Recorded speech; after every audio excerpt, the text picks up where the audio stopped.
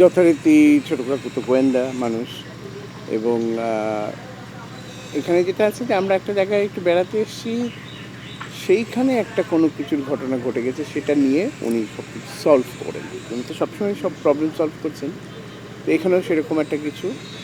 সে রহস্যটা তো আর এখন বলা যাবে না, এটা অপেক্ষায় থাকুন, সবাই দেখুক ইয়েতে।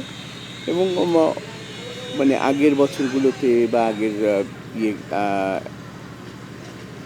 অন্যান্য ছোটো কাকুগুলোতে যেরকম অনেক মজার এবং সাসপেন্স সব কিছু আছে, এর মধ্যে ভরা, একদম ভরা। আচ্ছা, একটু জানতে চাই আপনার এখানে আপনার চরিত্রটি সম্পর্কে একটু আমার ছোট চরিত্র করে। আমার চরিত্র হচ্ছিল আমি ছোটো কাকুর বন্ধু। তো উনি এখানে আসছেন বেড়াতে, আমিও আসছি তার সাথে বেড়াতে। আমার গোয়েন্দাগিরির প্রতি একটা শখ আছে, দুর্বলতা আছে, বাস এরকম একটা কিছু।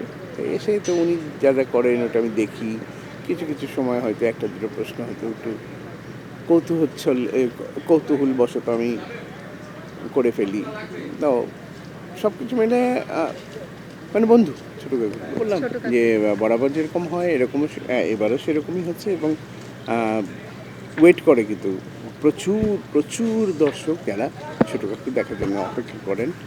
এবং আশা করছি বরাবরের মতন এবং এবারও তারা মানে বিমুখ হবেন না। অনেক অনেক অপেক্ষা নিয়ে যে জিনিসটা হয়, সেই অপেক্ষাটা পূরণ হবে তাদের।